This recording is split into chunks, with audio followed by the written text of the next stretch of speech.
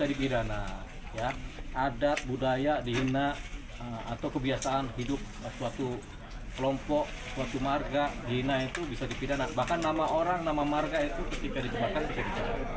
Makanya undang-undang kita mengatur tentang itu. Nah, kesalahan-kesalahan banyak orang yang dulu yang orang-orang yang bikin salah karena cemarkan ini, ya karena mereka nggak peka dengan ini, nggak paham juga dengan persoalan tegang rasa ya antar kelompok-kelompok sosial, antar interaksi sosial, antar masyarakat, antar suku, antar warga gitu. Jadi timbullah konflik gitu. Nah, ini si siapa namanya tadi?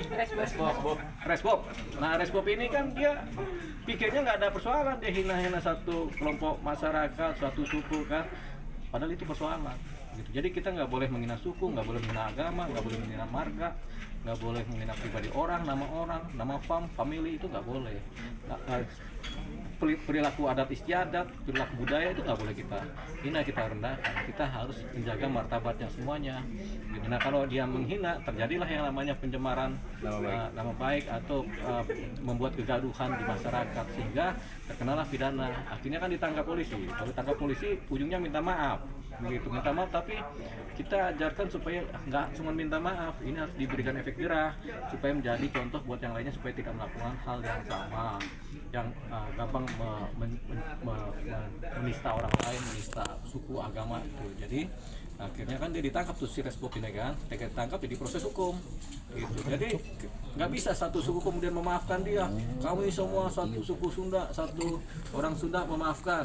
Ya perwakilan memaafkan, tapi kan rasa sakit hati di antara pribadi-pribadi yang sesuku ini kan berbeda-beda. Ketika banyak yang merasa sakit hati, akhirnya ini proses jalan terus.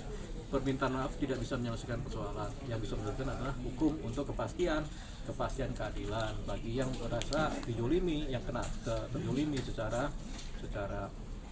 hukum juga secara keadilan. Nah, kasusnya Resbob ini pelajaran berharga, dan Resbob sendiri pasti akan diproses hukum. Tidak bisa tidak diproses, dia akan diproses hukum karena yang terluka banyak sekali.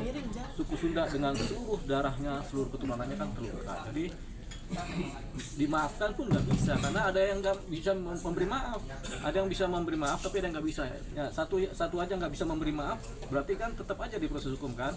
Artinya beberapa kasus terdahulu juga begitu, ada kasus di Medan, ada kasus di wilayah Dayak, begitu juga begitu. Jadi ini yang kemudian pelajaran, tapi seringkali terjadi berulang-ulang karena banyak juga anak yang baru besar yang belum diajarkan tentang tata krama berbudaya, berbangsa, beradat, tata krama berwarga negara. Bang, Resbob ini kan bukan kali pertama Bang ngelakuin, udah sebelumnya di kasus Ajija juga Bang. Dia berkali-kali melakukan, tapi kan tidak dijerat hukum. Sekarang ini dia harus dijerat hukum supaya apa? Supaya paling tidak efek jerah buat dia sendiri, tapi kemudian membuat pelajaran buat banyak pihak, termasuk kita yang di sini, supaya nggak gampang kemudian menista orang lain. Ancaman hukumannya berapa tuh Bang? Iya. Bang, ini kan buat Pasalnya jadi mungkin Bang, Ancaman hukumannya, Bang? Ancaman hukuman ini kan terkait dengan pencemaran nama baik atau suku atau menimbulkan kegaduhan ya di KUHP. Berat juga ya? Itu. Ya ada yang cuma 1 tahun, ada yang 4 tahun, ada yang 6 tahun. Nanti dilihat pasal apa yang dikenakan dan apa yang terberat dari pasal itu yang dikenakan. Kita belum tahu pasalnya apa tuh.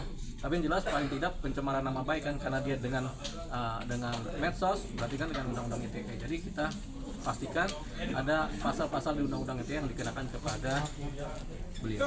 Bang, kalau polisi sendiri tidak harus ada sebuah laporan ya, artinya delik aduan. Jadi sendiri ya? laporan itu ada 2, laporan yang sifatnya laporan dari masyarakat, Aduan. dan yang kedua adalah laporan sifatnya laporan pendapatan dari kepolisian. Jadi dalam hal ini tidak harus ada laporan masyarakat, cukup laporan dari polisi sendiri, polisi kemudian membuat laporan pendapatan, jadilah sebuah laporan polisi.